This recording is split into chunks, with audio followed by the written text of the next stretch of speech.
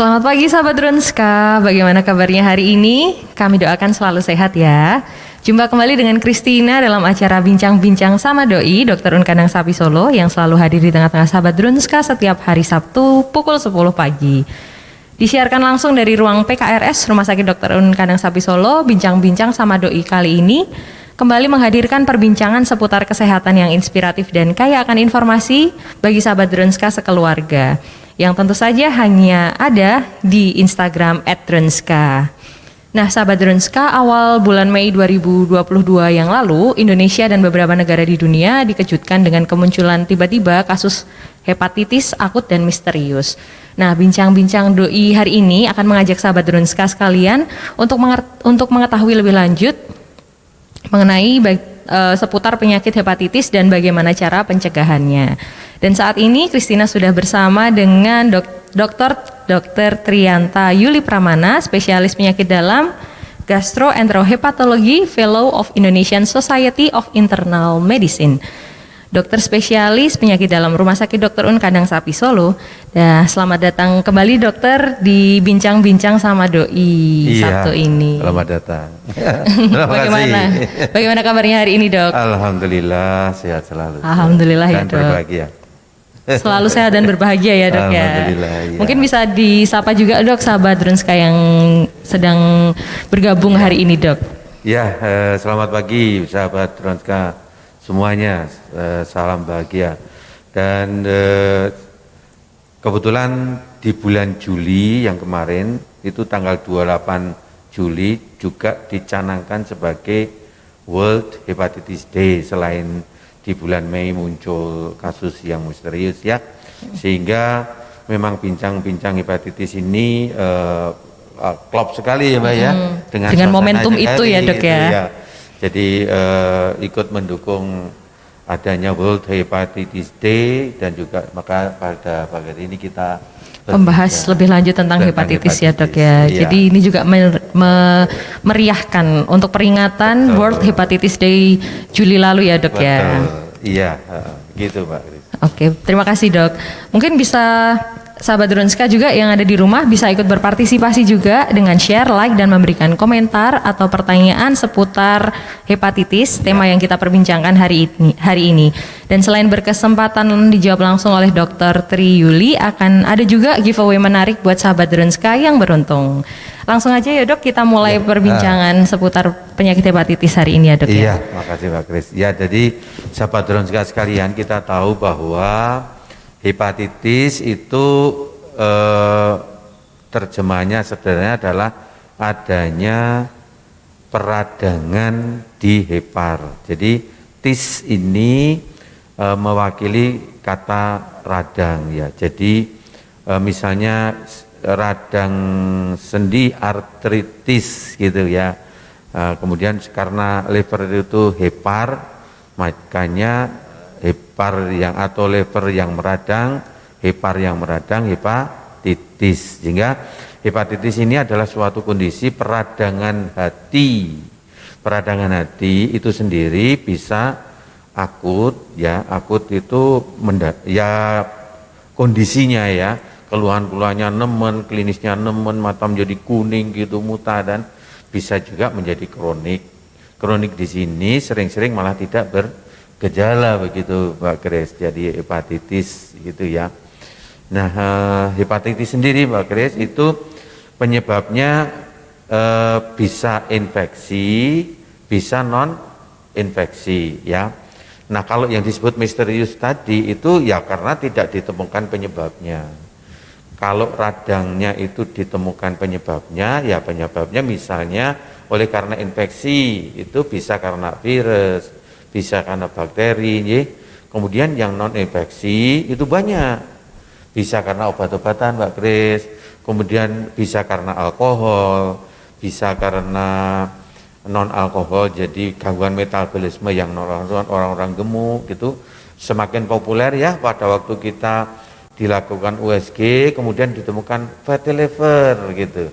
Nah, fatty liver, perlemakan hati, dalam hal ini NAFLD ya, itu non alcoholic fatty liver disease, karena Indonesia itu kan jarang peminum alkohol ya, itu juga bisa menyebabkan radang hati sehingga disebut NASH atau non alcoholic steatohepatitis. Bisa juga, itu juga semakin banyak ini, suatu autoimun, serangan autoimun hepatitis, kemudian oleh karena ketidaklancaran aliran empedu, kemudian ketidaklancaran aliran vena dan lain sebagainya. Jadi hepatitis sendiri bukan hanya disebabkan oleh virus. Memang yang cukup populer adalah virus hepatitis B, hepatitis C gitu, tetapi yang non infeksi juga ada. Begitu Mbak Grace. Baik, Ya, Dok. Lalu untuk penyakit hepatitis sendiri ini apa yang terjadi di dalam diri seseorang yang terkena hepatitis ini, Dok? Ya, jadi seperti dilihat di layar kita ya.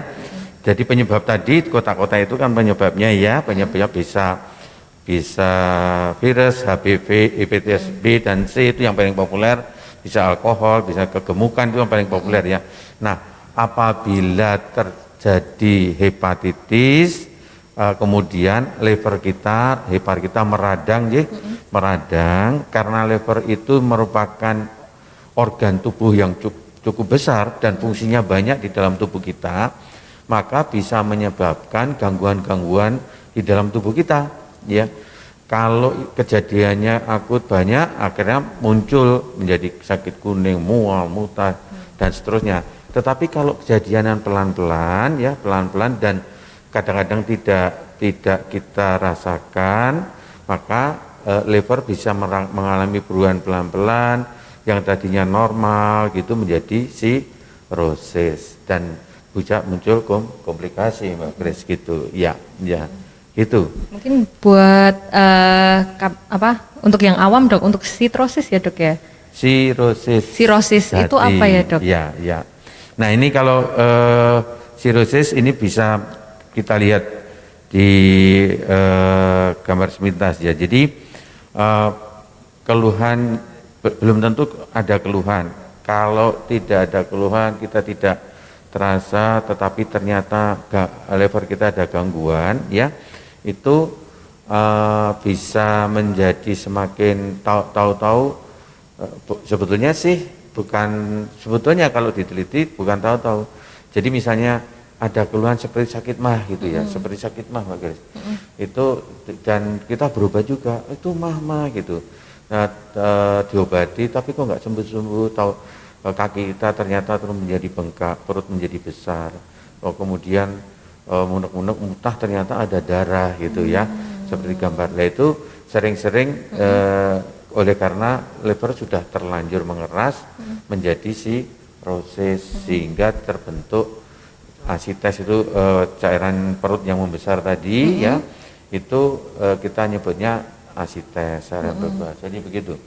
Nah, sehingga kalau kita seperti kita lihat bahwa kalau kita ada keluhan mual ya, keluhan mual, kemudian nggak nyaman di perut, orang umum menyebutnya sakit mah gitu, itu memang sebaiknya dipastikan apakah ada kelainan liver atau bukan begitu ya. Tidak boleh sakit mah saja itu, sebaiknya tidak begitu. Ya memang hepatitis sendiri itu selain mual muntah, kalau aku tadi Mbak Grace itu bisa panas gitu, kemudian ngelempar, tidak berdaya atau fatigue, hilang nafsu makan gitu. Bahkan kadang-kadang perut menjadi sakit, sendi-sendi nyeri gitu ya. Nah, kemudian muncul warna kuning, jaundice itu kalau gejalanya jelas khas gitu. Tetapi kalau tidak khas itu sering-sering hanya mual dan mual-mual gitu, mual nggak nyaman di perut gitu, ya gitu. Nah kalau begitu memang harus dipastikan apakah ada hepatitis atau Bukan tidak ya, Dok, gitu. Ya betul betul. Untuk yang pasti berarti gejala yang pasti ini adalah hepatitis itu apa dok biasanya dok? Gejala awalnya dok? Kadang tidak menimbulkan gejala seperti ini, seperti berkegiatan biasa, memimpin rapat biasa, cuman mual, tidak khas gitu. Kadang-kadang betul-betul tidak khas. Bahkan hepatitis virus B itu kan sering sekali begini. Pada waktu screening mau melamar pekerjaan gitu, ikut pergi ke Korea misalnya, ke Taiwan gitu, kemudian di medical HbS1 positif gitu, atau mau donor darah gitu ya, mau donor darah dicek darahnya HbS1 positif gitu loh, padahal saya nggak ada keluhan apa-apa gitu ya. Nah kalau HbS1 positif berarti iya dia kena hepatitis B gitu. Jadi memang tidak khas, sehingga kalau ada satu rumah tangga yang HbS1 positif, walaupun yang lainnya itu tidak ada gejalanya, sebaiknya dicek HbS1-nya, screening untuk cek HbS1 dan anti-HCV, terutama HbS1 ya, untuk memastikan bahwa tidak ada virus hepatitis B, karena memang kadang-kadang betul-betul tidak bergejala ya dok ya. Iya tidak bergejala. Harus dipastikan. Nah, yang terpenting sekali adalah kalau ada keluhan sakit mah itu memang harus dipastikan.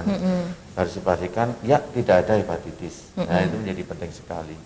Ya, begitu Pak. Ya. Baik dok, karena untuk sakit mah sendiri itu mungkin juga awal dari penyakit lain gitu ya dok ya. Betul, keluhan mah itu ternyata manifestasi dari penyakit lain, bukan hanya sekedar gangguan di lambung. Bukan hanya sekedar di lambung, tapi manifestasi dari penyakit lainnya ya dok ya. Betul, baik dok. Ya. Kemudian untuk penyakit hepatitis sendiri ini dok kan ada banyak ya dok. Mungkin bisa lebih dijelaskan dok, ada berapa jenis penyakit hepatitis dan apa perbedaannya dari hepatitis A sampai B, C dan E ya dok ya. Ya kalau tentang hepatitis virus itu memang banyak ya, yang banyak ada di Indonesia itu hepatitis A, hepatitis B, hepatitis C. Ya virus yang lain, jadi D dan E itu tidak terlalu banyak. D itu biasanya ada bersamaan dengan hepatitis B. Hanya saja angka kejadian Indonesia kecil sekali, sehingga virus hepatitis D jarang sekali di screening. Ya karena memang jarang. Apalagi E itu masih di laboratorium. Jadi itu untuk virus tadi ya, virus hepatitis A, B, C. Virus hepatitis A itu biasanya kalau terkena itu masuk ke fase akut ya. Jadi badan tidak nyaman, luka. Kalau dicek SGPT-nya tinggi sekali, bisa 1000, 2000 begitu ya. Akan tetapi dengan pengobatan yang baik, hepatitis A itu dinyatakan bisa sembuh sempurna. Nah, untuk hepatitis B dan hepatitis C itu paling sering yang menyebabkan menjadi hepatitis virus kronik. Nah, kalau tidak ditangani secara baik akan berkembang menjadi liver cirrhosis. Liver cirrhosis ya dok. Iya, betul. Baik dok, terus seberapa gentingnya sih dok penyakit hepatitis ini sehingga perlu kita semua untuk waspadai dok? Iya betul sekali, pertanyaan yang bagus sekali. Jadi memang virus hepatitis B dan C terutama worldwide ya, juga bukan hanya di Indonesia. B dan C ini ada yang menyebutkan silent killer, Mbak. Karena apa? Karena tadi seperti saya sampaikan, tidak menimbulkan keluhan, tahu-tahu livernya menjadi mengkerut, menjadi cirrhosis. Dan angka kejadiannya ternyata cukup tinggi. Di Indonesia sendiri, angka terakhir itu hepatitis B, angkanya itu 7,1% populasi.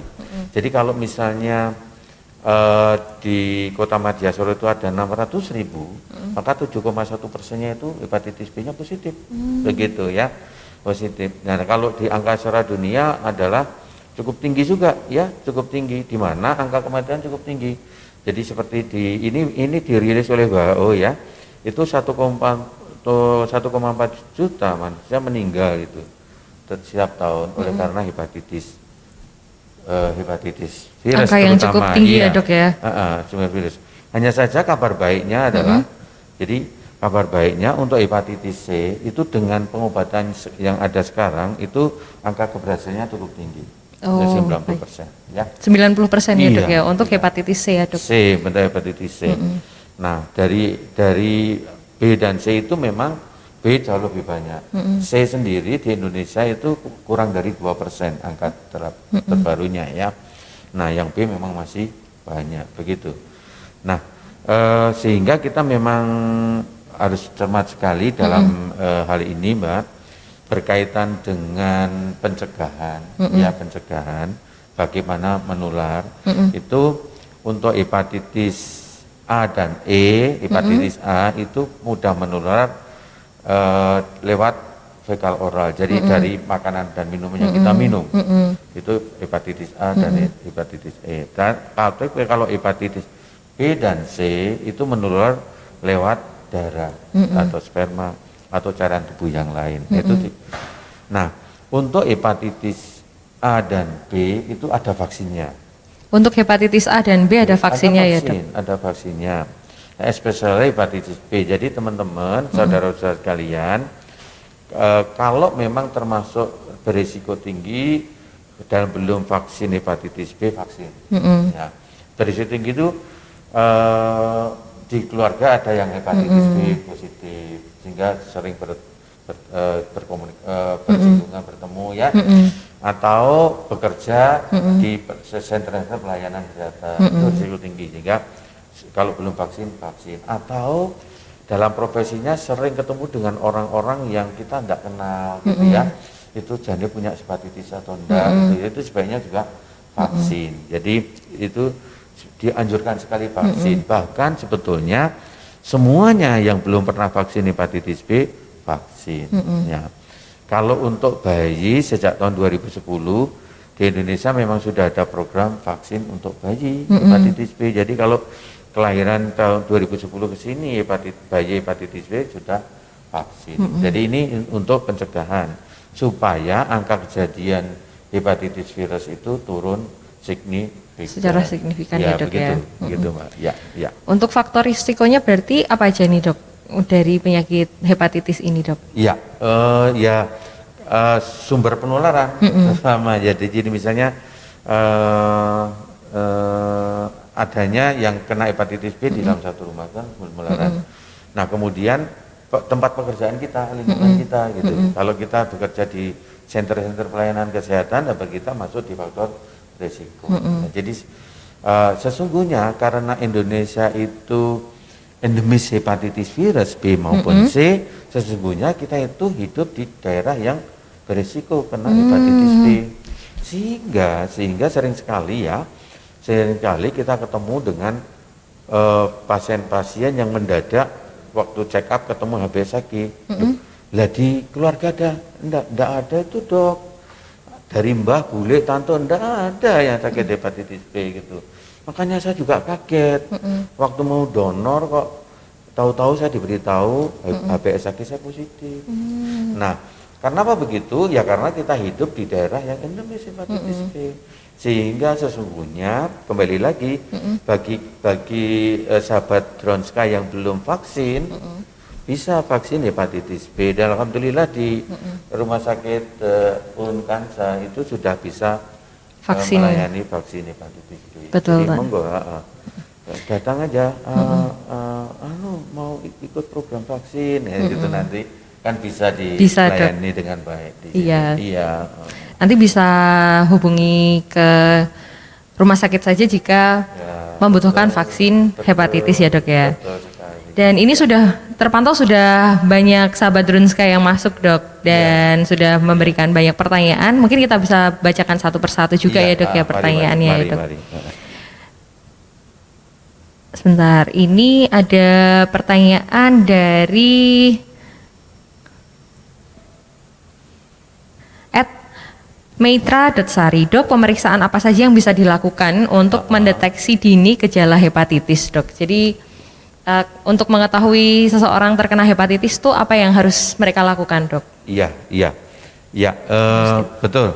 Jadi kalau usia 30 tahun belum pernah medical check up, sekarang kan dulu itu 40 tahun, sekarang 30 tahun. Tidak ada keluhan apa-apa, usia 30 tahun dianjurkan medical check up, standar paling tidak. Nah, dalam medical check up itu kita akan mendapatkan data tentang liver function test, SGT, SGPT. Nah, kalau memang kemungkinan ke arah hepatitis, SGT, SGPT-nya akan meningkat. Di dalam medical check up itu juga biasanya screening HbA1c juga dikerjakan. Jadi mungkin paling sederhana itu. Medical check up ya, dok ya? Kalau belum Dari pernah. tes laborat ya, dok ya? Laborat. Kalau belum pernah sama